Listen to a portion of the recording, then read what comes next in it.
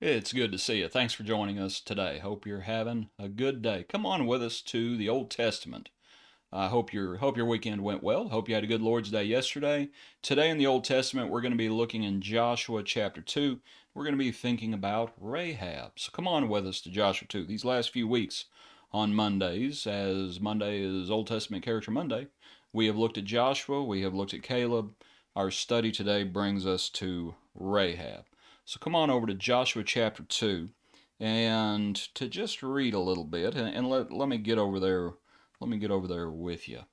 For time's sake, we won't read the whole chapter, but the first few verses are when the spies first come, and as Rahab would hide them.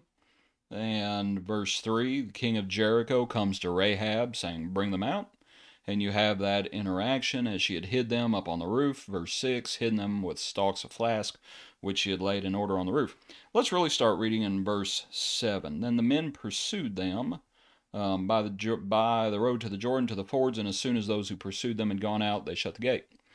Now before they lay down, she came up to them on the roof and said to the men, "I know the Lord has given you the land, that the terror of you has fallen on us, and that all the inhabitants of the land are faint-hearted because of you.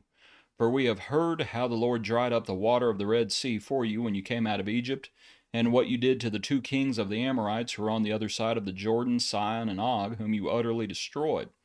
And as soon as we heard these things, our hearts melted, neither did there remain any more courage in anyone because of you, for the Lord your God, He is God in heaven above and on earth beneath. Now therefore I beg you, swear to me by the Lord, since I have shown you kindness, that you also will show kindness to my father's house, and give me a true token, and spare my father, my mother, my brothers, and my sisters, and all that they have, and deliver our lives from death." So the men answered, "Our lives for yours, if none of you tell this business of ours. And it shall be, when the Lord has given us the land, that we will deal kindly and truly with you." Then she let them down by a rope through the window, for her house was on the city wall. She dwelt on the wall.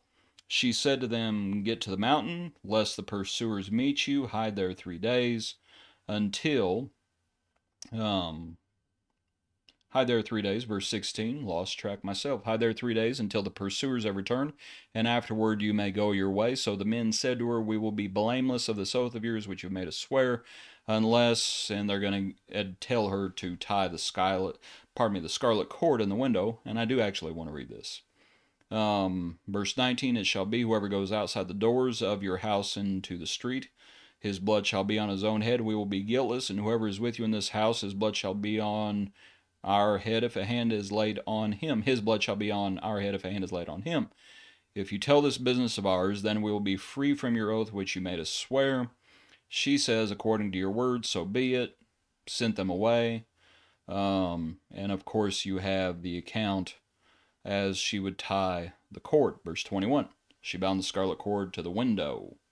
Anyway, to look at the passage, to look at the account, and to think about Rahab just a little bit, what points can we make?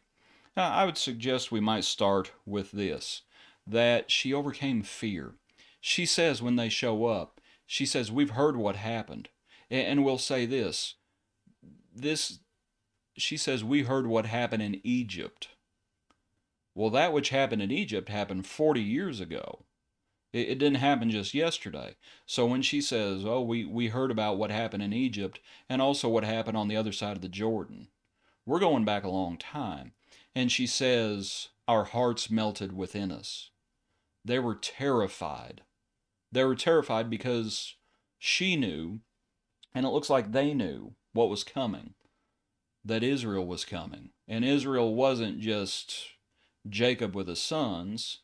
We are now hundreds of thousands of people. It's a nation, right? It's a nation. It's a lot of people. Rahab, doing what she did, she had to overcome fear, right? Just imagine, there she is, and all of a sudden you have spies from who's going to be the invading force. She overcame fear. She moved in faith. And that's, as you think about it, she believed. And that's the point that Scripture makes, especially a passage in Hebrews.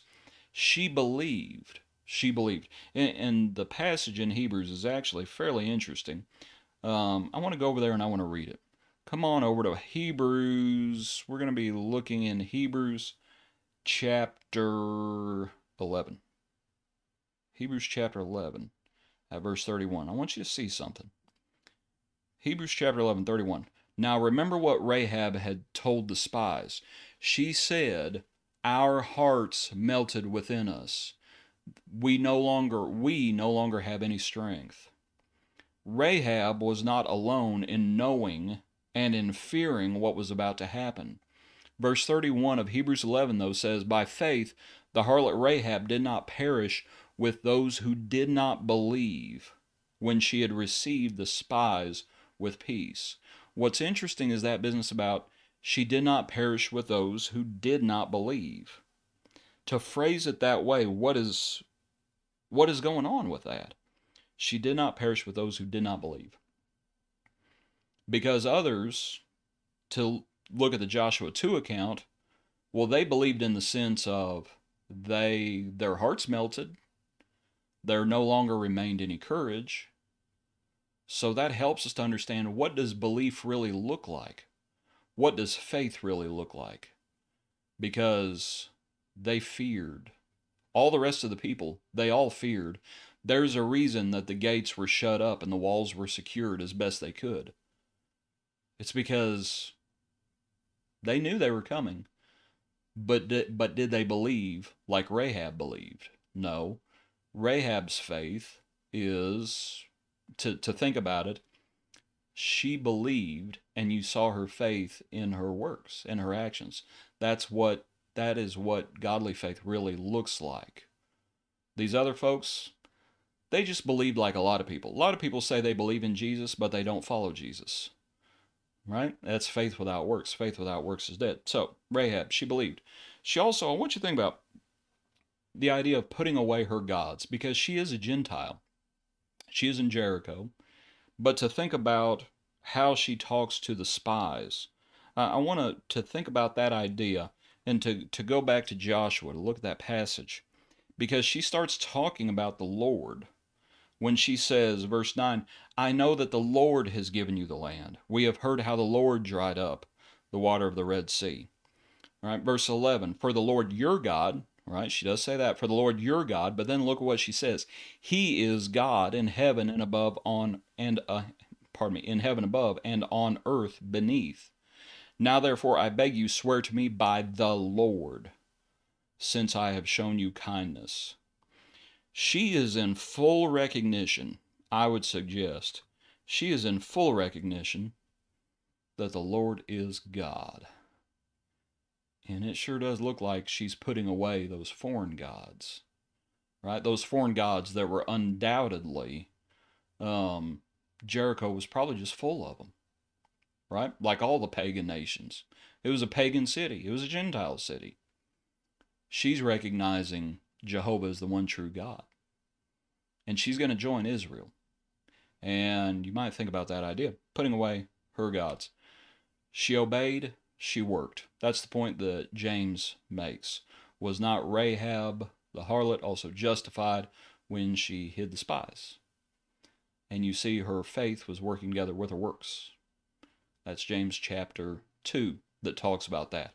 And that's very simple. She obeyed and she worked. And that's what we need to do as well. We need to overcome fear. We need to believe like the Lord wants us to believe. And we need to make sure that we are putting away our own gods, whether that's ourselves, right? Or other things. Could be family, could be money. And we need to obey and we need to work. Rahab, Joshua 2. One of the wonderful things about the account of Rahab, to look back in the passage, look at verse 15. Let me get over there with you. Verse 15, a little bit lower than I have right now. "She let them down by a rope through the window, for her house was on the city wall. She dwelt on the wall. When the walls of Jericho fell down flat," which is what it says, who would have had a front row seat to the proceedings? Would have been Rahab. Her house was on the wall. that same wall that's going to fall down flat. As all Israel is going to march in, she was going to be able to come out, straight out, right? She had a front row seat. You might think about it. That wall that those men were let down, that's going to be one of the same walls that falls down. Anyway, a little bit about Rahab. Appreciate you tuning in. Hope you have a good day. God bless. Hope to see you tomorrow. Thanks for studying along with us today.